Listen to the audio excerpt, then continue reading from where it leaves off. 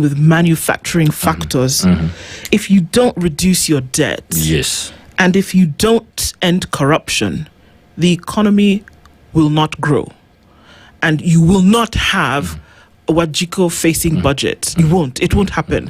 So we can politicize it, we can romanticize it as much as we want, but if you're not doing those things, it won't happen. I mean, there's no magic to it here. You don't wave a wand and hope a rabbit pops out of a hat.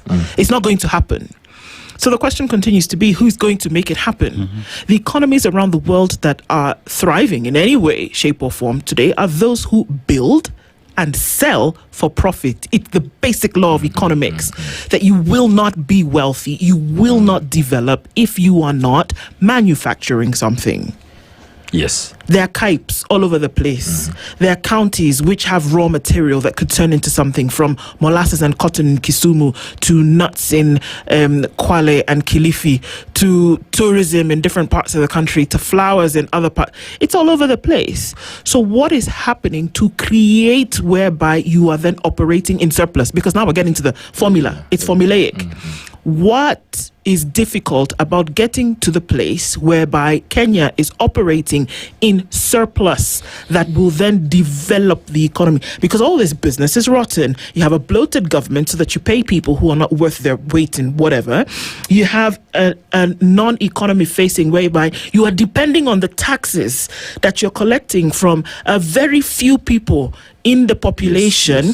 You're depending on that to pay debt, to develop, to sort out recurrent expenditure. I mean, it's ludicrous. Then at the same time, you're stealing half the thing and you're putting money in the budget for things we know will not go towards those things. And then at the end of the day, you're having dinner dates with corruption and hoping that you can take the thing to bed at night. You're not dealing with the issue. It's not being dealt with. So can we just call it as it is and say, until you do those things, Kenya will not develop as an economy? I'll tell you this, you have said it exactly. Actually, to put it in a plain language, we are surviving in this country by the mercies of God, because we believe in God. I can tell you, if we were to check where Kenya is economically and financially, every single day we are alive is just by the grace of God. Look now, added to that, look at the fuel. So a lot of things changes, a lot of going down happens just by that hike. There are people who just cut down a lot of production activities and all that. So you are right to say this. I can tell you, looking at this budget, look at the finance bill, okay? It's just a matter of being somewhere and going deeper, because the budget and the finance bill are all curated to sustain a political budget in this year. Simple. They are all curated to sustain a political budget. And I'll give you an example. Look at the rise on the security sector. Literally, so because you are not able to put money where Kenyans are going to say, what is this money doing here? You hide it in the security sector, where it's confidential. Okay? In NIS, whatever, this Minister of Interior, about 200 billion. It's just there. Because we know what this country needs in security sector from Uhuru regime. You cannot come increase with 250 billion because there's no emergency. But we all know that is money that is being stashed out, because it's a money. It's very easy to get 100 million. Just say, give me from that budget, give me 100 million. In State House tomorrow, we have teachers. Each one is 10,000. That's where the money is coming. That's what I'm saying. We are surviving by the grace of God. And this is money, literally. And that's why people have a problem with even pay taxes. So know what we're saying. If the budget on 11th, unfortunately the parliament is captured, they are going to pass it as it is. We want to see what happens during the anniversary, whether this finance bill will pass it as it is.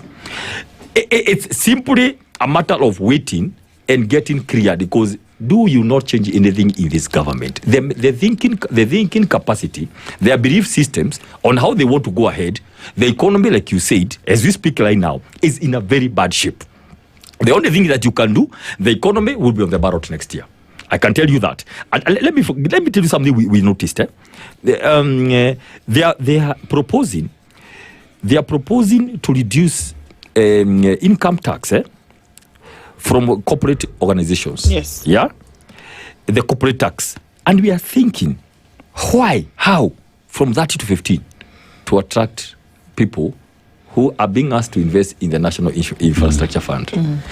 You look at the things that we are doing to do that, you change a whole law that you don't know the implication because you want to get a few people so you can show the NIF is working. And those are the kind of things we are looking at, what we are calling mischievous, in a very, very bad way. So we are saying, in that bill, foreigners will be allowed to open bank accounts without a PIN number.